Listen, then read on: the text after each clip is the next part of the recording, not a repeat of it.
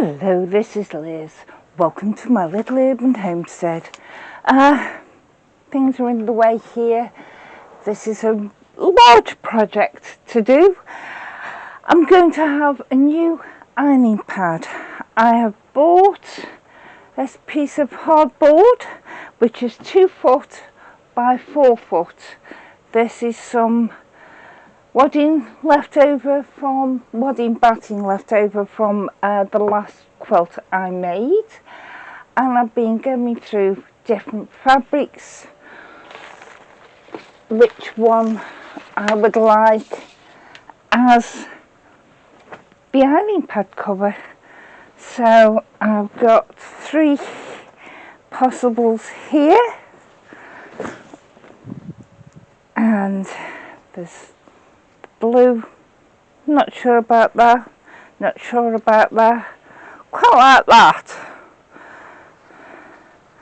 and I might even do that.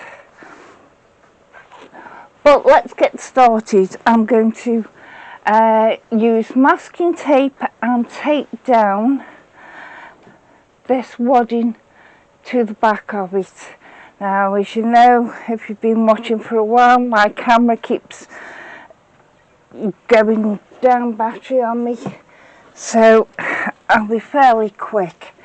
So that's going to be the reverse side. So I'm just going to put that down, and that should help, and then I can cover it. So let's get started on that. If I can find my masking tape, which I have easily found, which makes a difference. I've normally got everything everywhere where I can't easily find it, but I can't easily undo this. Oh, the fan's on because I think we're in the middle of a heat wave. But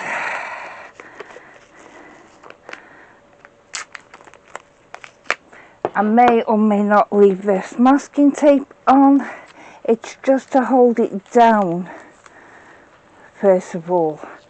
So I just want bits of it putting all over.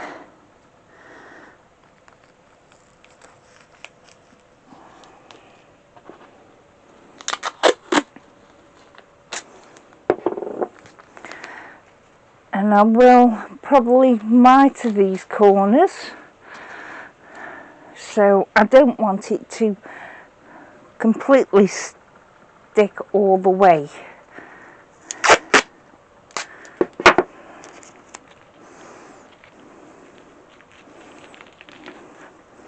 Because I can easily pull this off afterwards and it won't do any damage to the board or anything else. Let's put it that way to hold it better.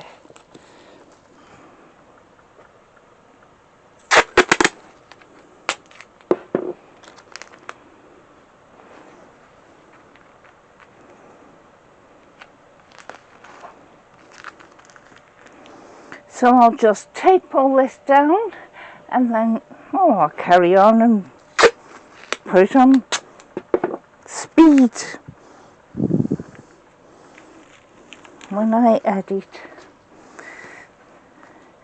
See, it's not laying that flat, but I can sort it out with it being the masking tape on it first of all, painter's tape, that type of thing. I can easily pull it off so I can reposition.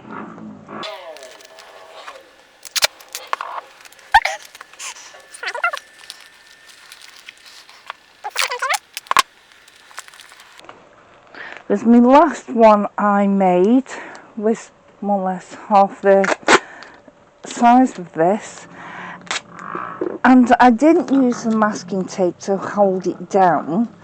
I used, sorry about the motorbike, so with having the windows wide open, I used staples And that seems like a nice way of sorting out the corners.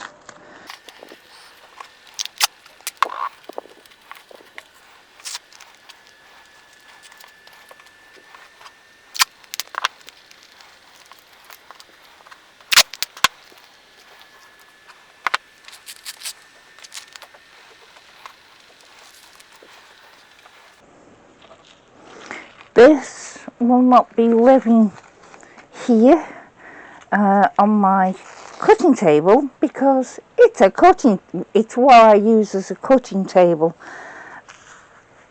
So actually I've tested it out and this is the perfect size to fit on my hoop frame. So I can put it on the hoop frame when I'm not quilting, but I can use this for a large ironing pad, and I can still use this as a cutting table underneath. So that's making the hoop frame, which does take up a lot of space, it's making it have a double use because I'm a tall person, so I require tall things. Right, so now I'm going to cut these, then turn it over and try the fabric. It may look as though I've used a lot of the tape. That's because I have. I want it to stay fairly intact while I'm sorting it out to put the staples in.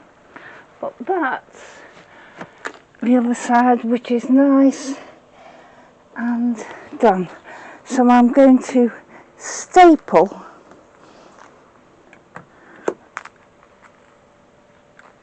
I was hoping to staple there, but I don't think I'll be able to get it sorted. Let's see if I can move it to the edge of the table. Nope, that's not the edge.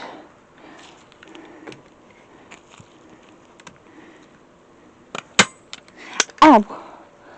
That does actually go in the edge. Because obviously I don't want it catch on the iron, so I don't want it at the front, and I don't want it on the back because of it too much, because of it catching on my hip frame.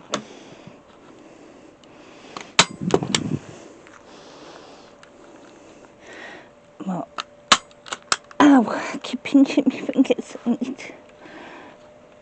Oh, I'm going to go all the way around it.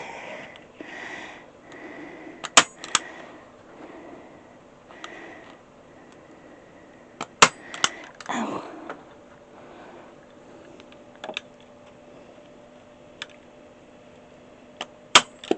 And then I can take the tape off and put some better tape that will hold it more.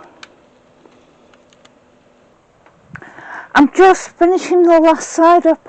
What I've done is I've folded the batting wadding in half and then stapled it down, and this fabric I'm going to tape over the top of it with some good electrical tape. And because I thought if I staple through the fabric, the staples themselves could possibly catch on the hip frame, but this way the fabric will be covering these staples I've put in, so it won't damage my hip frame. And yep, that's all right.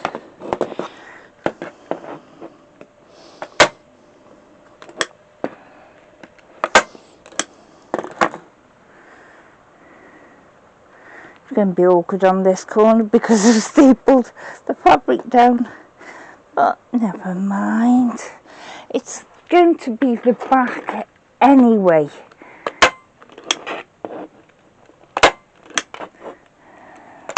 So it isn't as though it's going to be on show and seen all the time. That's it. That's done. And now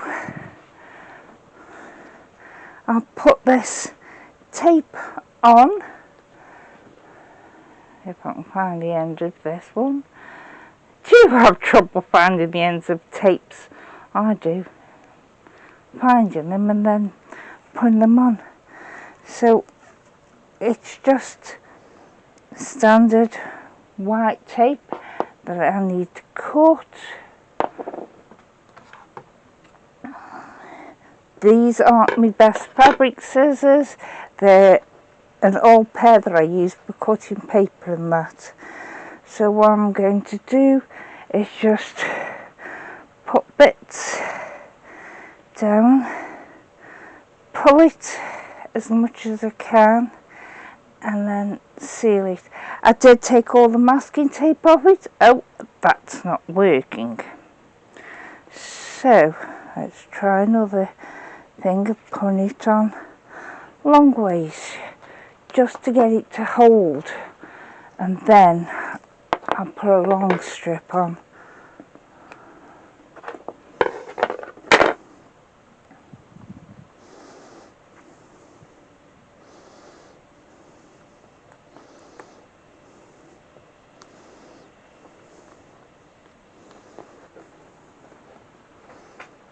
That's see, this is old tape, and it's in the middle of summer and we're going through a heat wave, so it's not sticking too well.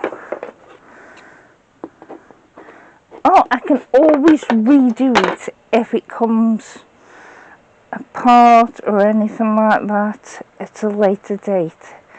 But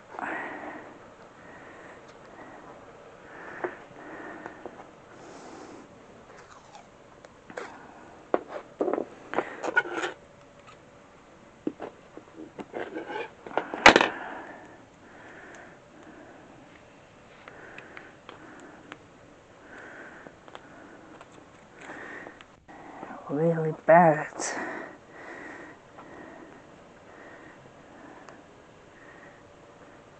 It's sticking on this stuff.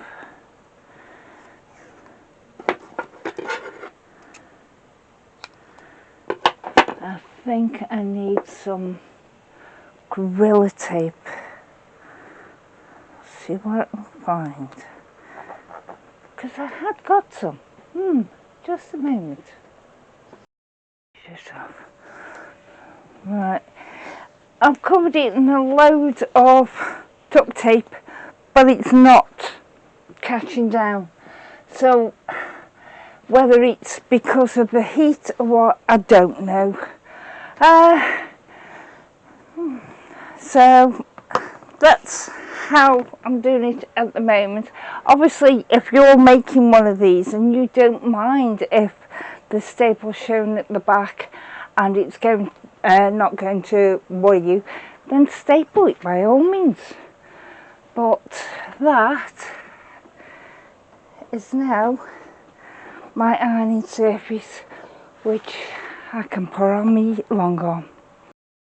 I did end up stapling the back down because it's not going to sit on my long arm machine, and the wadding batting, the staples are sinking into it, so it's perfectly fine like this. And this is now on my Q-Zone hoop frame, and I'll come back out and you can see it. A big ironing surface for me. Bye!